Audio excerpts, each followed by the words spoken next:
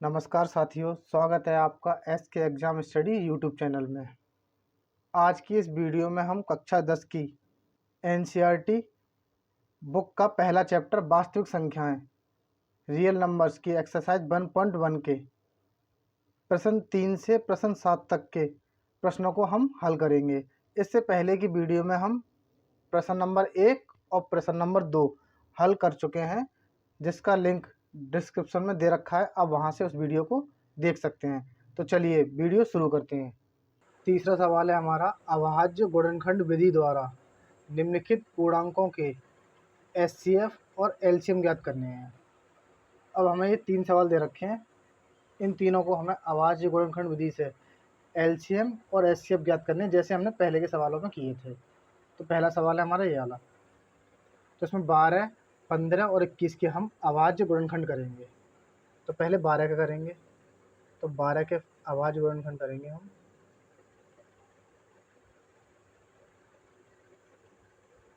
दो से भाग देंगे, कितनी बार जाएगा? 6 बार। फिर 2 से करेंगे, कितनी बार जाएगा हमारा? 3 बार। और 3 से करेंगे, कितनी बार जाएगा? 1 बार। जो होगा 12 की।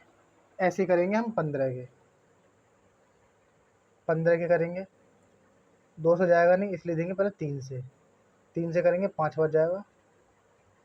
और 5 से करेंगे, कितनी बार जाएगा? 1 बार जाएगा। ये होगा 15 के। अब करेंगे हम 21 के। 3 से जाएगा, 7 बार जाएगा।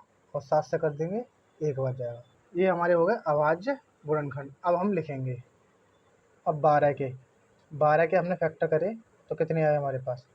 2 गुणा 2 गुणा 3, ये 12 के आ गए। ऐसे 15 के हमारे कितने आए थे? 3 गुणा 5। ऐसे 21 के कितने आए थे हमारे? 3 गुणा 7। ये फैक्टर लिख लिए। इसको हम घात के रूप में लिख देंगे। तो 2 पे 2 की घात और 3 पे 1 की घात है।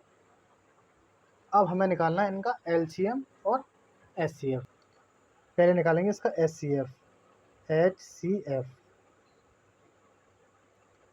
एचसीएफ क्या होता है? जो तीनों संख्याओं में कॉमन होगा उसको ही हम एचसीएफ बोलते हैं।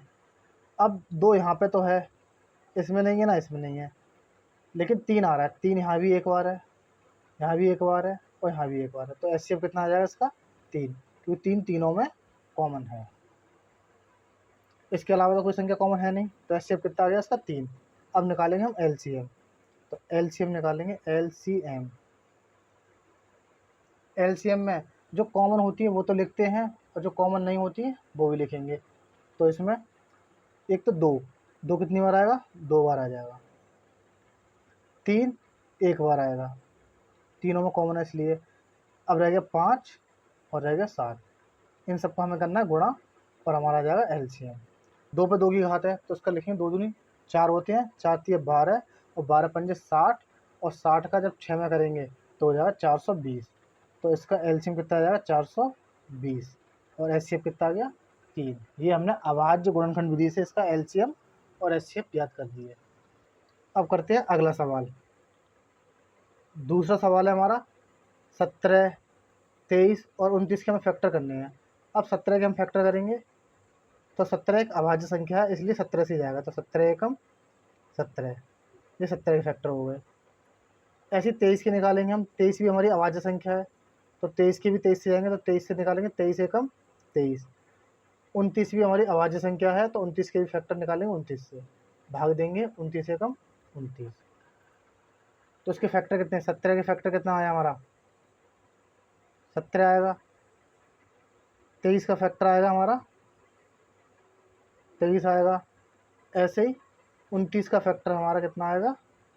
29 आएगा। अब क्या निकालेंगे इसका? एचसीएफ और एलसीएफ। एचसीएफ निकालेंगे पहले। तो एचसीएफ बराबर, एचसीएफ में क्या करते हैं? जो संख्या तीनों में कॉमन होती है उसको लिखते हैं, लेकिन यहाँ तो कुछ कॉमन है ही नहीं है। जहाँ कुछ कॉमन नहीं होता वहाँ लिख देते हैं 1।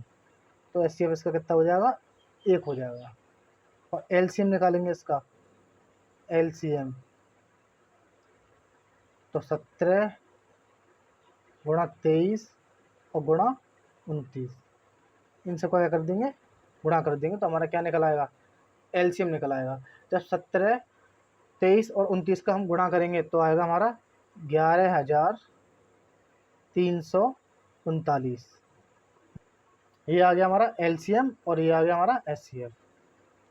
अगला सवाल है ऐसे हमारा 8, 9 और 25 के हमें फैक्टर करने हैं और एलसीएम और एचसीएफ ज्ञात करना है।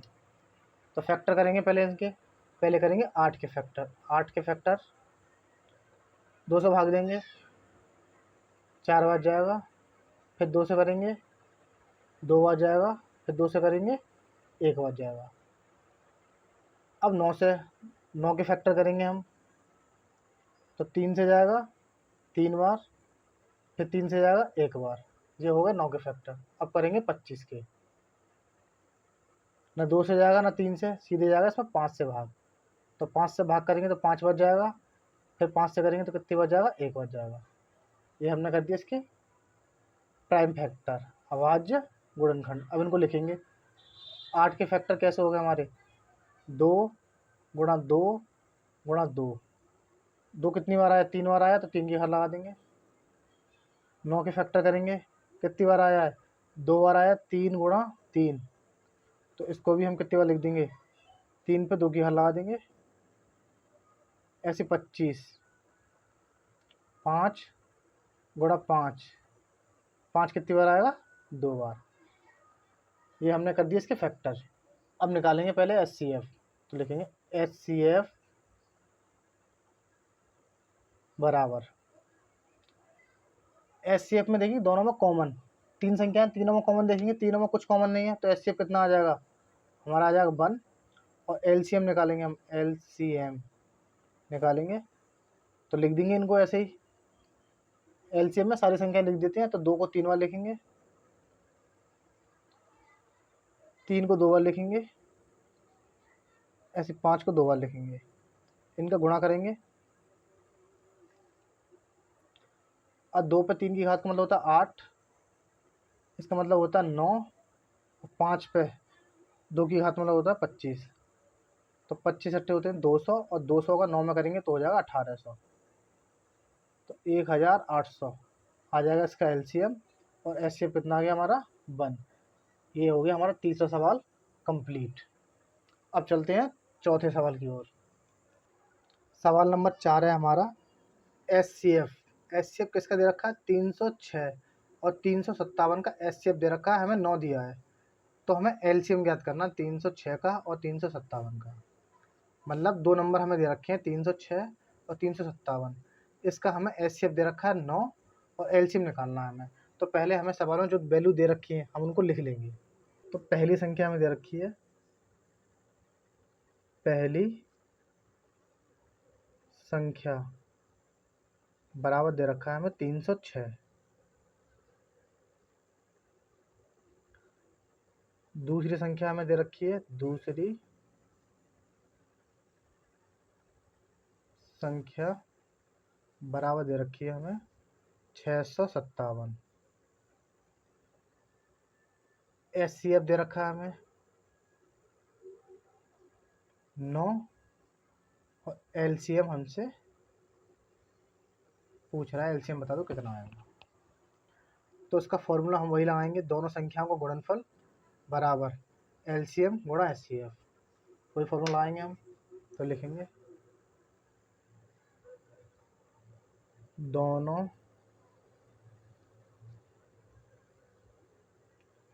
संख्याओं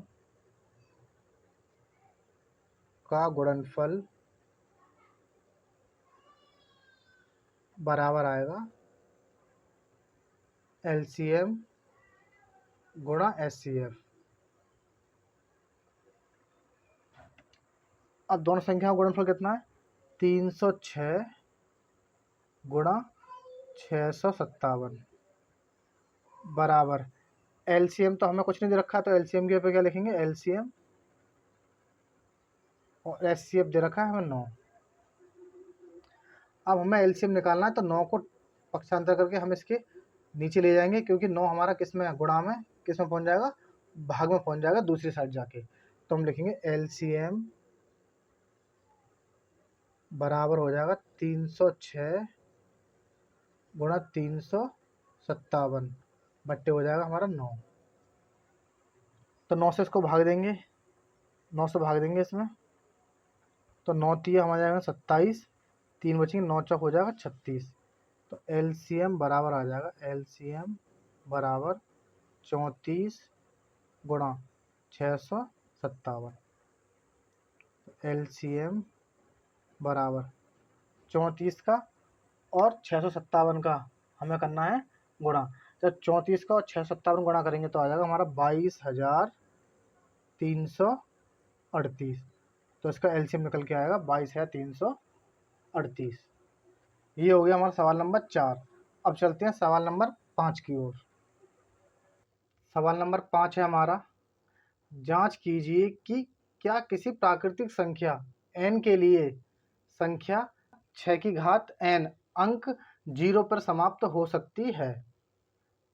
ये हमसे कह रहा है कि n कोई प्राकृतिक संख्या लें। अब प्राकृतिक संख्या होती क्या है? जो संख्या हम गिनते हैं, 1 2 3 4 यहाँ से गिनती ऐसे गिनते हैं, उनको हम बोलते हैं प्राकृतिक संख्याएं। अगर यहाँ पे n का मान 1 2 3 4 कुछ भी लें, तो जो संख्या प्राप्त होगी वो संख्या कभी 0 पर समाप्त हो सकती है या नहीं हो सकती है। मान लो 6 का मान हमने 2 ले लिया, 6 पे घात ले लिया हमने 2। अब इसको लिखेंगे 6 गुणा 6, तो होते हैं 36। लास्ट में से कितना आ रहा है? 6 आ रहा है, लेकिन ये कह रहा है 6 आ रहा है, यहाँ पे क्या आना चाहिए? अंक, इकाई अंक 0 आना चाहिए। अब 0 किस किस में आता है? ऐसे 10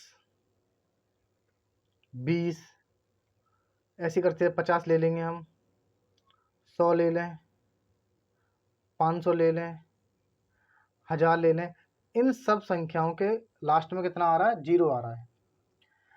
तो जिन संख्याओं के लास्ट में 0 आता है उसमें एक खास बात होती है, वे सारी संख्या 5 से डिवाइड होती हैं। देखो 5 से भाग देंगे, इसमें भी 2 बार चला जाएगा जी। 5 से इसमें भाग देंगे, कितनी बार जाएगा? ये 4 बार चला जाएगा, ये 10 बार जाएगा, ये 20 बार चला जाएगा। मतलब जिन संख्याओं के लास्ट में 0 आएगा वो 5 से डिवाइड होंगी। और हमारे पास क्या है? ये 6 है।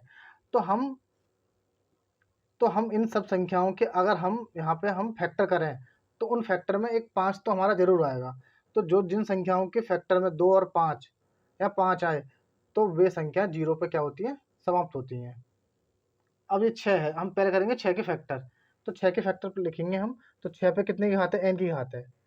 और 6 के फैक्टर करेंगे तो 2 गुणा 3 की पावर कितना लिख देंगे? यहाँ n लिख देंगे। तो इसको ऐसे भी लिख सकते हैं, 2 पे n की घात और 3 पे n की घात। अब इसके फैक्टर करें, यहाँ पे 2 तो आया है लेकिन यहाँ पे 5 तो आया नहीं है। अगर यहाँ पे 5 आता तो ये संख्या 0 पे समाप्त होती, लेकिन यहाँ पे 2 के साथ 3 आया है तो ये संख्या 0 पे समाप्त नहीं होंगी। तो फिर लिखेंगे कैसे? यहाँ संख्या 6 की घात n का कोई गुणनखंड 5 नहीं है, 5 नहीं है। अतः 6 की घात n शून्य पर समाप्त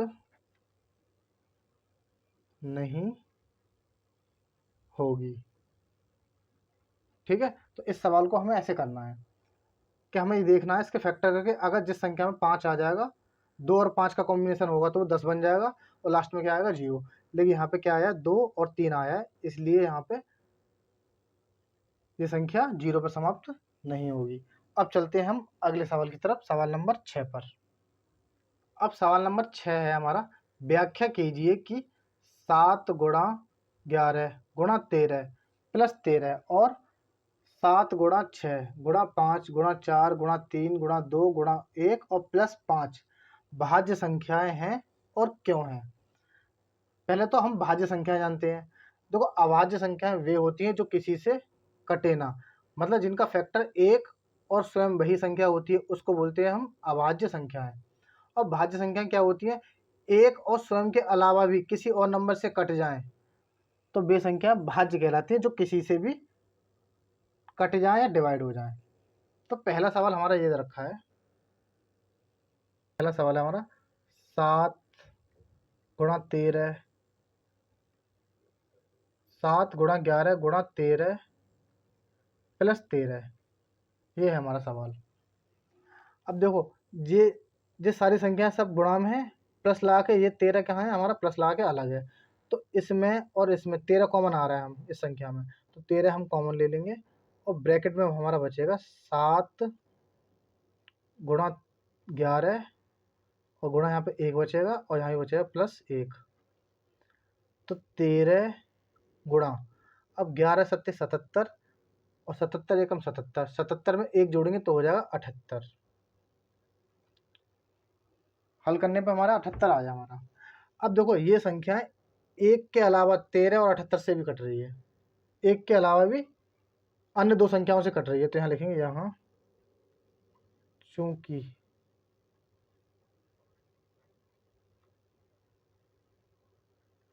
इस संख्या के एक के अलावा अन्य दो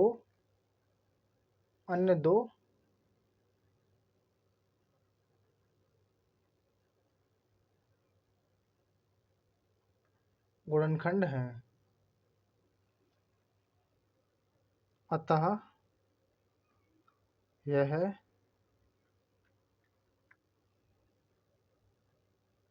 संख्या भाज्य है। ये हो गया। ऐसे ही हमारा दूसरा सवाल है, दूसरा सवाल ही हमारा यही दे रखा है, तो इसको लिखेंगे पहले 7 गुणा 6 गुणा 5 गुणा 4 गुणा 3 गुणा 2 गुणा 1 और प्लस 5 है। तो पहले इसमें 5 दोनों जगह है, तो इसको 5 को तो हम कॉमन ले लेंगे और गुणा ला के लिख देंगे 7 गुणा 6, 5 तो कॉमन हो गया, यहाँ पे चाहे 1 4 3 2 गुणा 1 और प्लस यहाँ पे हो जाएगा 1। इन सब का कर लेंगे गुणा, इन सब का गुणा करेंगे तो हमारा हो जाएगा 1008 आ जाएगा और प्लस 1 हमारा ये चला आ रहा है। अब 5 गुणा 1 जोड़ेंगे इसमें 1008 में, तो 1009 हो जाएगा। चूंकि इस संख्या में एक और 1009 के अलावा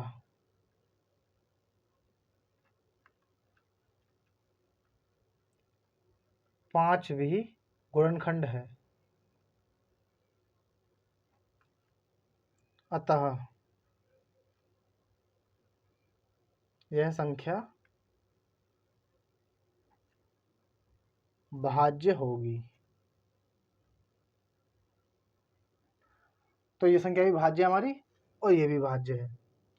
अब चलते हैं हम अगले सवाल की ओर। इस प्रश्नावली का आखिरी सवाल है हमारा, सवाल नंबर 7। किसी खेल के मैदान के चारों ओर एक वृत्ताकार पथ है। इस मैदान का एक चक्कर लगाने में सोनिया को 18 मिनट लगते हैं, जबकि इसी मैदान का एक चक्कर लगाने में रवि को 12 मिनट लगते हैं। मान लीजिए वे दोनों एक ही स्थान और एक ही समय पर चलना प्रारंभ करके एक ही दिशा में चलते हैं। कितने समय बाद वे पुनः प्रारंभिक स्थान पर मिलेंगे। मतलब वो कह रहा है सोनिया उस मैदान का चक्कर लगाने में 18 मिनट लेती है और रवि लेता है 12 मिनट। वो एक ही स्थान से और एक ही समय पर चलना शुरू करें तो दोबारा कितने समय बाद वह उसी स्थान पर मिलेंगे। तो इस तरह के सवालों में हम करते हैं एलसीएम, क्योंकि पहली बार वो कब मिलेंगे, उसके बाद तो कई बार मिलेंगे, तो हमें न्यूनतम मान निकालना होता है, न्यूनतम समय निकालना होगा इसका। और न्यूनतम जब निकालेंगे तो करते हैं हम इसका लासा। 18 और 12 का निकालेंगे हम एलसीएम। तो इनका हम 18 और 12 के फैक्टर करते हैं। पहले 18 के हम प्राइम फैक्टर करेंगे, 2 से भाग देंगे 9 बार जाएगा, फिर 2 से करेंगे, फिर 2 से जाएगा नहीं, करेंगे 3 से करेंगे हम, तो हमारा 3 बार जाएगा, और 3 से करेंगे तो 1 बार जाएगा। ये हो गया हमारे 18 के फैक्टर। अब करेंगे हम 12 के फैक्टर। 2 से करेंगे 6 बार जाएगा, फिर 2 से करेंगे हमारा 3 बार चला जाएगा, और 3 से भाग करेंगे तो 1 बार आ जाएगा। ये हमारे हो गए फैक्टर। अब 18 के हमारे फैक्टर आए 2 गुणा 3 गुणा 3। इसको हम घात के रूप में लिखेंगे, तो 2 पे 1 की घात और 3 पर 2 की घात। ऐसे 12 को लिखेंगे हम, तो 12 के 2 गुणा 2 गुणा 3, तो 2 आई है घात, 2 बार लिखेंगे इसको, और 3 आया 1 बार। अब हम निकालेंगे इसका लासा। लासा या एलसीएम कितना आएगा। लासा में बताया था जो घात बड़ी होती है उसको लेते हैं। 2 की घात यहाँ पे 1 है, 2 की घात यहाँ पे 2 है, तो 2 की घात 2 ले लेंगे हम, बड़ी वाली घात। ऐसे ही 3 पे 2 की घात है, यहाँ 3 पे 1 की घात है, तो बड़ी घात ले लेंगे 3 पे 2 की घात। 2 पे 2 की घात का मतलब होता है 2 दूनी 4, और 3 पे 2 की घात का मतलब होता है 3 3 का 9, और इनका गुणा करेंगे तो कितना आएगा हमारा 9 चौक 36। 36 मिनट बाद वे पुनः प्रारंभिक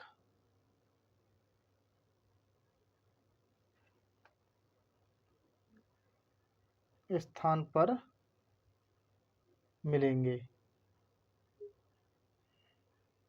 ठीक है, तो 36 मिनट बाद वे दोनों दोबारा उसी स्थान पर मिलेंगे जहां से उन्होंने चलना शुरू किया था।